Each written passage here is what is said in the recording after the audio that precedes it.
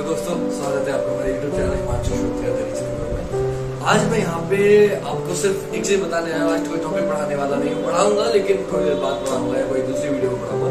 इसमें आज मैं एक छोटी सी वीडियो आपके लिए स्पेशल बना रहा हूँ कि आपको पढ़ना कैसे।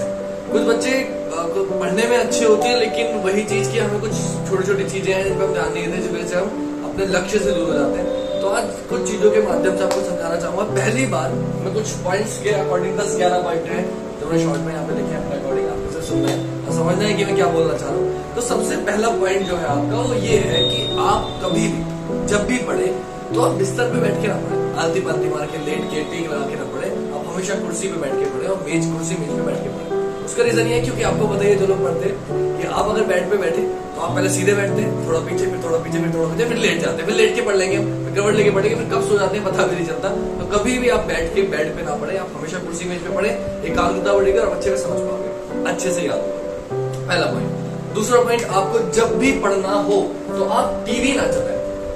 कुछ बच्चे क्या टीवी चलता रहेगा, उससे आप मैथ के क्वेश्चन करते हैं, टीवी चल रहा है, उससे आपका ध्यान भंग होता है। आपको लगता है कि हम क्वेश्चन कर रहे हैं, लेकिन अगर आप बिना टीवी के करेंगे तो जितना अच्छे से कर पाएंगे, जितना अच्छे क्वेश्चन करेंगे, जितना आपके दिमाग में क्वेश्चन बैठेगा, उतना कभी भी टीवी भी चला के नहीं बैठेगा। तो टेलीविजन, रेडियो, कुछ लोग गाने सुन के करते हैं। आपको लगता है कि हाँ गाने सुनने में क्वेश्चन करने वाले, ठीक है, आप 5 मिनट गाने सुनो, उसके बाद पढ़ना स्टार्ट कर दो। लेकिन गाने सुनते सुनते क्वेश्चन करने की कोशिश करोगे, क्वेश्चन हो जाएंगे, लेकिन वो चीज जो आपके दिमाग में बचने वाली थी उस समय आपने गाना चला रखा है, तो वो चीज इतने अच्छे से नहीं बच पाएगी। ये मेरा पॉइंट ऑफ व्यू, बाकी सबकी अपनी सोच होती है। तो मेरे ख्याल से आपको टीवी, रेडियो या फिर जो भी आप मोबाइल में गाने वाने सुनते हैं वो नहीं चलाना चाहिए पढ़ाई के साथ। तीसरा पॉइंट, आप कभी भी जब भी पढ़ने बैठे तो आप मोबाइल ऑफ करो। सबसे बड़ी दिक्कत क्या है कि जब भी हम पढ़ने बैठते हैं हमारे पास कोई मैसेज आता है, मैसेज खोल के देख लेते हैं, नोटिफिकेशन आ जाती है, चैट खोल के देख लेते हैं, किसी कॉल आ जाती है, उठा लेते हैं। आप जब भी पढ़ो एक टाइम टेबल बना लो, चाहे सुबह 4 से 5 का बनाओ, 4 से 6 का बनाओ, 6 से 8 का बनाओ, कोई ऐसा टाइम टेबल जब कोई आपको डिस्टर्ब हो, रात में 11 बजे के बाद बनाओ।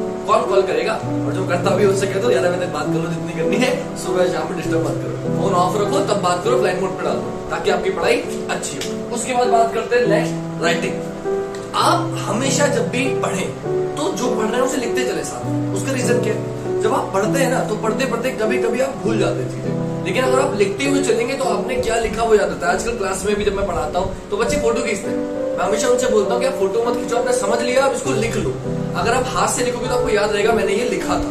तो आपको लिखना बहुत जरूरी है, जिससे आपके दिमाग में बसता है। पढ़ने से ज्यादा लिखने से बसता है। आपके नोट्स भी तैयार होते हैं, आपके आगे जाके काम भी आएंगे, नोट्स छोटे भाई के काम आएंगे, आपके काम आएंगे पेपर टाइम में। दूसरी चीज, आप कभी भी जब पढ़े तो जो भी चीज आप पढ़ रहे हैं उसको कम से कम 3 बार पढ़ें। आप सोचे कि एक बार में आपको रट्टा पड़ जाएगा, याद हो जाएगा, बिल्कुल नहीं। आपको हमेशा 3 बार पढ़ना है एक चीज को। जब तक आप 3 बार नहीं पढ़ेंगे, आप मैं बताऊं तो मेरे हिसाब से आप ये कर सकते हैं कि आज आपने कोई चीज पढ़ी, कल एक हफ्ते आपने एक चीज मान ली कि एक हफ्ते में पहले दिन ये, दूसरे दिन ये, तीसरे दिन ये।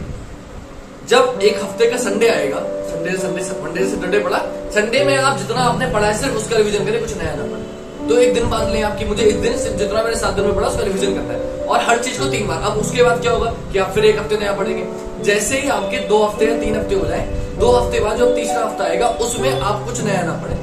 उसमें आपने ये नहीं कि जो पहले हफ्ते पढ़ा सैटरडे में मैंने सब रिपीट कर लिया, उसके बाद नया पढ़ते, फिर नया ऐसे चलता रहेगा तो काम नहीं चलेगा। फिर जो पहले हफ्ते वाला जो छोड़ दिया उसको भी रिपीट मारे। तो कम से कम 3 बार आपको पढ़ना है, एक महीने का टारगेट बनाए, एक टाइम टेबल बनाए, उसके अकॉर्डिंग पढ़े। दूसरी चीज, रट्टा मारने से बिल्कुल बचना। कुछ लोग सोचते हैं रट्टा मार लेंगे, रट्टे का मार के कर जाएंगे। बेटा रट्टा मार के कभी पास नहीं हो सकते। आप कुछ अभी याद है, कुछ टाइम बाद भूल जाओगे। अगर समझ लोगे तो कभी रट्टा मारने की जरूरत नहीं पड़ेगी, आप दूसरों को भी पढ़ा दोगे। लेकिन अगर आप रट्टा मारते हो तो वो चीज आपको दिक्कत देगी ही नहीं देगी, इस बात का आपको ध्यान रखना है। इसके बाद अगर हम बात करें तो आपको शॉर्ट नोट जरूर बनाना। जब हम पढ़ते हैं तो होता क्या है कि हमारे शॉर्ट नोट्स नहीं बनते। हम लोग एक पूरा किताब पढ़ते हैं, जैसे लूसेंट है, आप लोग लूसेंट पढ़ना स्टार्ट करते हो। आप क्या करो, आपको जो चीज लग रही है इंपॉर्टेंट पेपर में आ सकती है। जो भी बच्चे कंपटीशन की तैयारी कर रहा है, क्लास में पढ़ रहा है, नोट्स ले रहा है, कहीं यूट्यूब पे पढ़ रहा है, किसी क्लास में जा रहा है, कोचिंग में जा रहा है, उसको इतना पता चल जाता है पढ़ के प्रीवियस ईयर क्वेश्चन देख के कि कौन कौन से क्वेश्चन आ सकते हैं। जो आ सकते हैं, जो आपको लग रहा है इंपॉर्टेंट है, वो एक अलग शॉर्ट नोट्स में लिखते हुए चलो, शॉर्ट ट्रिक में अपनी भाषा में, जो कोई और ना समझे, सिर्फ आपकी समझ में आए, उसको अलग अलग पेनों से, अलग अलग रंगों से लिखो। उसका रीजन भी बता दो। आप जब भी कोई बुक देखते हो, एक ब्लैक पेन से लिखी हुई नॉर्मल बुक है ना, या ब्लैक ब्लू से लिखी हुई, या ब्लैक रेड से लिखी हुई, और एक वो नोट देखते हो जब किसी यूट्यूब पे, फेसबुक पे, इंस्टाग्राम पे, जिसमें अलग अलग पेनों का यूज है, अलग अलग सर्कल बने हुए, डिजाइन बने हुए, तो वो आपको अट्रैक्टिव करते हैं और आपका बहुत ध्यान जाता है उस पर। तो आपको क्या करना है, आपको एक काम करना ये है कि आपको बहुत ध्यान देना है इस चीज पे कि आपको नोट्स जो बनाने हो शॉर्ट नोट्स ऐसे बनाओ, अलग अलग रंगों का, स्केचेस का यूज करो, आप डायग्राम का यूज करो, तो आपके दिमाग में बच जाएगा। आप एक टाइम में जब देखोगे ना तो वो चीज डायग्राम के अकॉर्डिंग आपके दिमाग में बच जाएगी और पेपर में आपको याद आ जाएगी। तो मेरा हिसाब से अगर आप शॉर्ट नोट्स बनाते चलोगे तो आपके बहुत काम आने वाले पेपर टाइम। उसके बाद अगर बात करें जो आप चीज पढ़ रहे हो उसके लिए आपको जरूरत पड़ती है कुछ दोस्तों, मतलब आप जो पढ़ रहे हो ना, अगर आप ग्रुप डिस्कशन करोगे तो वो आपको काफी हेल्प करेगा। काफी बार हमने देखा होगा कि कोई बात आपने दोस्त से करी होती है, वो आपको याद रहती है, आप अपने दोस्त को बताते हो कि यार उसने मुझसे ये बात बोली थी। तो अगर आप ग्रुप डिस्कशन, कोई क्वेश्चन में डाउट है, आपने कोई क्वेश्चन करा कि कब अकबर जी आए, कब वास्को डी गामा आया, कब देश आजाद, कोई भी चीज आप पढ़ रहे हो उस पर कोई डाउट हुआ, आपने डिस्कशन किया, जब ग्रुप में डिस्कशन करोगे ना, कुछ क्वेश्चन उसके आएंगे, कुछ क्वेश्चन आपके आएंगे, वो डिस्कशन आपको याद रहेगा। तो आप डिस्कशन जरूर करो। ग्रुप डिस्कशन कुछ ऐसे दोस्त भी यार कई तरीके के होते हैं। देखो दोस्तों पे बहुत डिपेंड करता है कि आपके कैसे दोस्त हैं। अच्छे हैं तो आप अच्छे भी बन सकते हो, और अगर वो बुरे हैं तो आप अच्छे हो तो आप भी बुरे बन जाओगे। तो आपको बहुत दोस्तों की चॉइस बहुत अच्छी होनी चाहिए कि आपके कैसे दोस्त हैं। ग्रुप डिस्कशन कुछ लोग ऐसे भी होते हैं, आपको पता होगा कि आपने काफी सारी स्टैंड अप कॉमेडी भी देखी होगी। ग्रुप डिस्कशन के नाम पे होता क्या, लोग आते हैं, वहां पे फोन चल रहा होता है, गेम चल रहे होते हैं, गाने चल रहे होते हैं और बातें चल रही होती है, कोई ग्रुप डिस्कशन नहीं होता, कोई पढ़ाई नहीं होती। पढ़ाई को छोड़ के बाकी सब कुछ होता है ना। नशा कर रहे होते हैं नशा करने वाले, तो इसलिए ग्रुप डिस्कशन का मतलब ये बिल्कुल भी नहीं है। आप ऐसी जगह करो, ऐसे दोस्त बनाओ जो सिर्फ पढ़े, जो वाकई में पढ़ने के इच्छुक हो, जो जॉब लेने के इच्छुक हो। उसके बाद अगर बात करें तो मैं हमेशा बोलता आया हूं कि प्रीवियस ईयर क्वेश्चन रिपीट हो।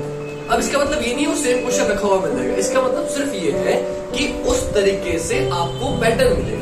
आपको पता चल गया कि भाई एक क्वेश्चन डायरेक्शन का आ रहा है, एक क्वेश्चन रिलेशन का आ रहा है, मैं रीजनिंग का बता रहा हूँ, बाकी और सब्जेक्ट की भी आप बात कर सकते हो। तो जिस पोर्शन से ज्यादा आ रहा है, मुझे पता है कोडिंग डिकोडिंग के 3 क्वेश्चन आ रहे हैं तो मैं ध्यान दूंगा कोडिंग डिकोडिंग। मुझे पता है आप व्यू का मैट्रिक्स से कोई क्वेश्चन नहीं आ रहा तो मैं उसे नहीं पढ़ूंगा। तो प्रीवियस ईयर पेपर से आपको पता चलता है पेपर में क्या ज्यादा आएगा, आपको उस पर ज्यादा ध्यान देना है। मेरे ख्याल से वो आपको बहुत हेल्प करेगा। तो प्रीवियस ईयर पेपर हमें हमेशा सॉल्व करना चाहिए पेपर से पहले। कुछ बच्चों का सीजन का एग्जाम आ रहा है, प्लीज प्रीवियस ईयर पेपर जरूर देख करिएगा। आप जब प्रैक्टिस सेट करेंगे, प्रीवियस ईयर पेपर करेंगे तो पेपर में आपको बहुत हेल्प मिलेगी। ठीक, आगे बात करते हैं। तो आपको एक बात और ध्यान रखना है कि आप खाना भी बहुत तमीज से खाएं। ये बहुत नॉर्मल बात बता रहा हूँ मैं, लेकिन आप लोग ध्यान नहीं देते हो। रात में ज्यादा भोजन कर लिया, ज्यादा खाना खा लिया, नींद जल्दी आएगी, सो जाओगे, पढ़ाई में मन नहीं लगेगा। और एक बात मैं सच बताता हूँ, कोई बच्चा कहता है कि मैं 1 बजे तक पढ़ता हूँ, 2 बजे तक नहीं। अगर कोई भी 2 बजे तक रात में बैठ के पढ़ लेना, मैं शर्त लगा रहा हूँ 3 से 6 महीने में उसकी जॉब लग जाएगी। अगर 2 बजे तक रात में पढ़ ले, 8 बजे से 2 बजे तक बैठ जाए, भाई तो 6 घंटे होते हैं। ठीक है, 9, 10, 11, 12, 1, 2, 6 घंटे बहुत होते हैं। तो अगर कोई 6 घंटे पढ़ लेना लगातार घर पे कोचिंग के अलावा, ऐसा हो ही नहीं सकता नॉर्मल। लेकिन कोई नहीं पढ़ता, ईमानदारी से देखोगे तो कोई नहीं पढ़ता। प्रैक्टिस सेट खरीद के लिए आते हो, कुछ बच्चे मेरे घर से प्रैक्टिस खरीद के लिए आते हैं, लेकिन एक बच्चा मुझे ऐसा नहीं बोला जिसने कहा सर 25 प्रैक्टिस खरीद लाया, मैंने 25 के 25 सॉल्व किए। नहीं करते, लेके आए रख लिए, रखने के लिए नहीं लाने हैं, सॉल्व करना है उन्हें। दूसरी बात, तो खाना कम खाइएगा, जितना आप सह सके। ज्यादा खा लेंगे तो नींद जल्दी आ जाएगी और दिक्कत पड़ जाएगी। तो उतना खाए, तंदुरुस्त रहनी चाहिए बॉडी आपकी, मजबूत रहनी चाहिए, बॉडी सही रहेगी तो आप ठीक रहोगे। उसके बाद बात करते हैं हम लोग डायग्राम की। क्या कि आप चित्रों से पढ़ते, जैसे हम ज्योग्राफी पढ़ते हैं तो हमेशा ग्राफ का यूज करें। आप नदी तंत्र पढ़ रहे हैं, गंगा नदी तंत्र पढ़ रहे हैं, अगर आप ग्राफ से पढ़ेंगे तो डेफिनेटली आपको ज्यादा समझ में आएगा। रट्टा मारेंगे, गंगा यहाँ से निकलती है, हिम नदी से निकलती है, द्रौपदी से निकलती है, यहाँ जो भी है। आप 10 चीजें पढ़ोगे उससे कोई फायदा नहीं है। ग्राफ से पढ़ोगे तो याद रहेगा कि यहाँ से निकली थी, ऐसे गई थी, ऐसे गई थी, ऐसे गई थी, यमुना जुड़ी, यमुना में 3 नदियां जुड़ी, उसकी सारी नदी जुड़ी, ये इधर से ऊपर नदियां आई, तो नदियां पूरा दिमाग में बस जाएगा।